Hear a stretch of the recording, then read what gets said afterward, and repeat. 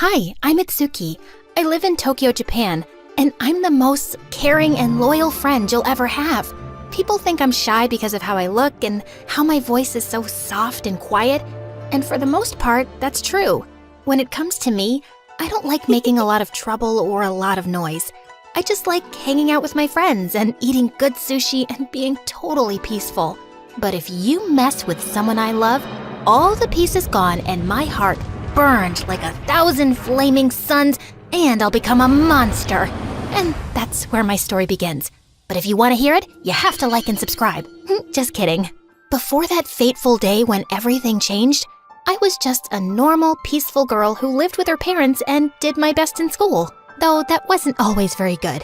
The kids all knew not to mess with my friends because I would lose my mind and yell and scream and make their life horrible until they apologized. But when they did, I would just say thank you and go back to normal. I had no idea this little quirk of mine would change my life forever. I was on my way to meet my friends at the public garden on the bridge when I saw 4 guys surrounding them. But the guys all had their backs to me, so all I could see were my friends' faces, and they looked so distressed. I swear my friend Miyumi was about to cry. My head boiled and my cheeks turned red. I ran up to them, already yelling. "What are you doing to my friends, you jerks? Get away from us!" I panted like a dog, totally out of breath.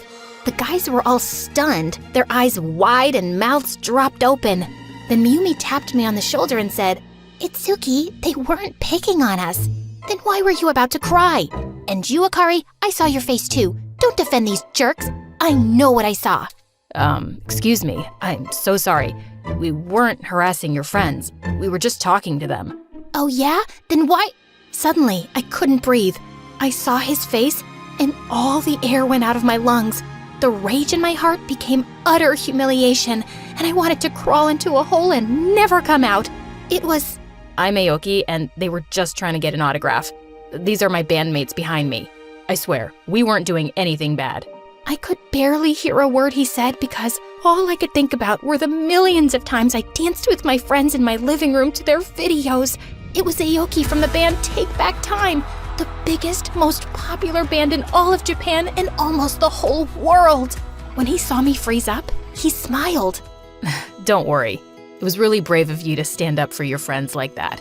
We have to go to prepare for our show tonight, but why don't you guys come? Look, I always carry extra tickets just in case I meet cool people like you guys before a show. And if you want to come backstage after, just say this to the security guard and they'll let you in. He gave me a paper with the words abracadabra. Aoki sent me. I'm so sorry. It's okay. I like your courage. Maybe we'll write a song about it one day. They left and my friends screamed with joy, but I couldn't even think about going. I was so embarrassed. How could I do that?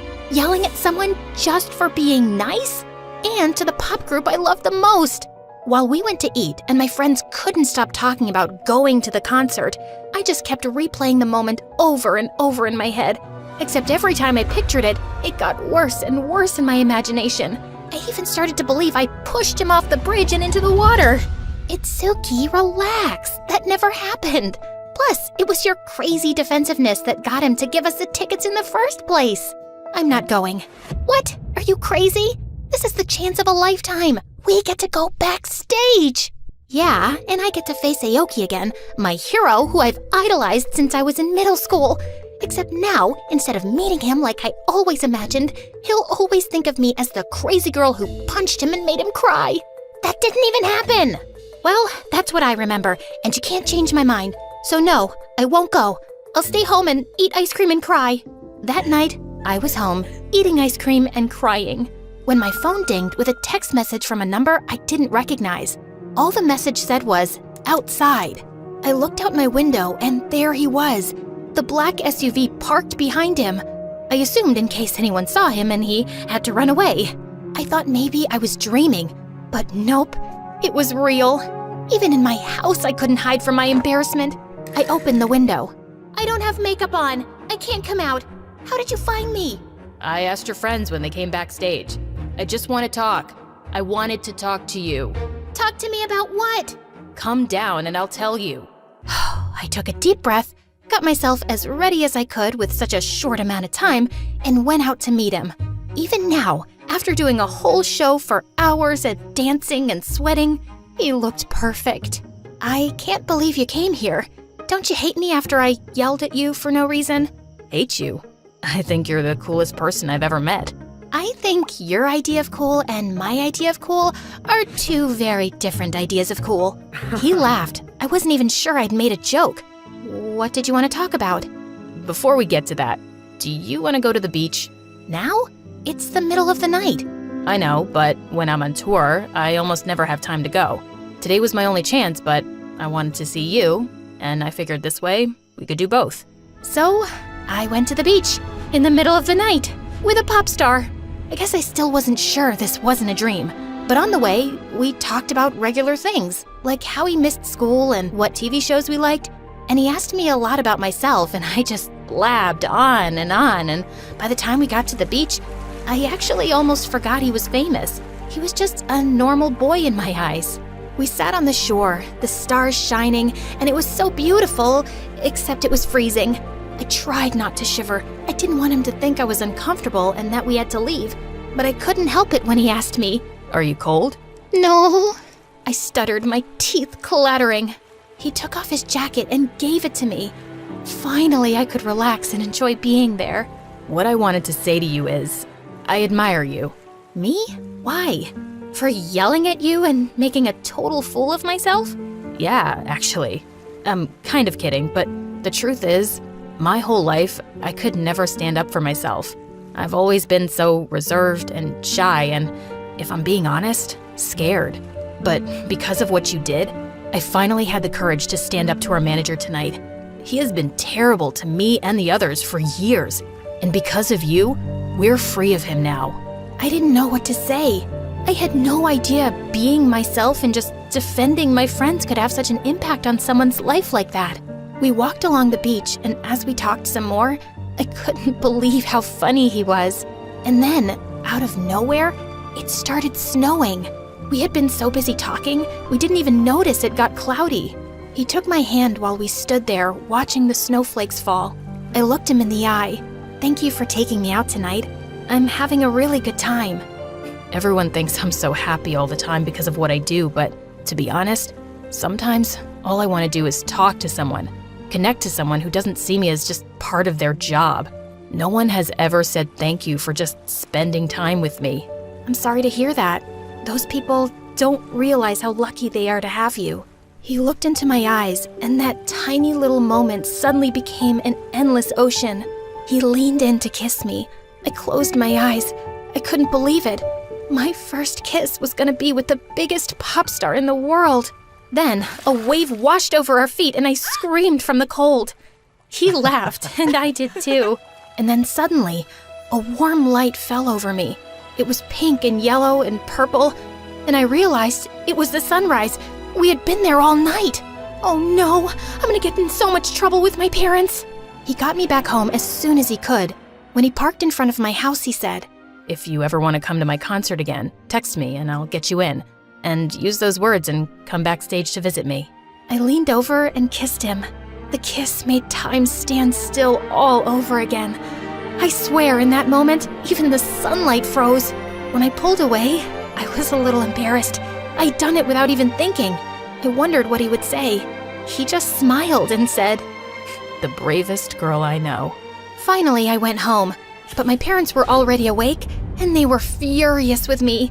I apologized, but I couldn't help but smile, which only made them angrier. They sent me to my room and said I was grounded for a whole week, but that was fine with me. For the next few days, all I did was write about that night. I texted with him as much as I could. He even told me about life on the road, the interviews and film premieres and concerts he was going to, and even asked me to FaceTime. Wow, while I'm locked in my tiny room with nothing to do, you're out traveling the world, meeting famous people, singing to thousands, and watching movies that haven't even come out yet. That's all true. I met all my heroes, and every night I sing to thousands of girls who wish they could marry me, and none of it means anything. What do you mean? Of course it does. You're making such a difference in people's lives. You make them so happy with your music, and I know that people who meet you love you.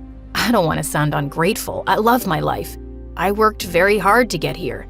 But the truth is, out of all the amazing nights I've experienced, just sitting with you and talking on the beach under the stars was the best, most unforgettable night of my life. And then he got quiet and looked so sad it made me want to cry. And that's when I knew, I'm never gonna see you again, am I? After the Japan tour, we're going straight to America, then Australia, and then England. I won't be back here for another 2 years. I realized this conversation was gonna be our goodbye. It was the hardest thing I have ever had to do. But I knew it wouldn't work with us, and I thought it would be much more meaningful if we stopped talking on purpose, rather than just slowly falling out of touch over time. As much as I tried not to, I couldn't help it. Tears began just falling from my eyes, and he cried too. I wanted to say so much. I wanted to promise that we would meet again one day. But I knew with him being so busy and me going to college soon and having to work so hard, it wouldn't be possible.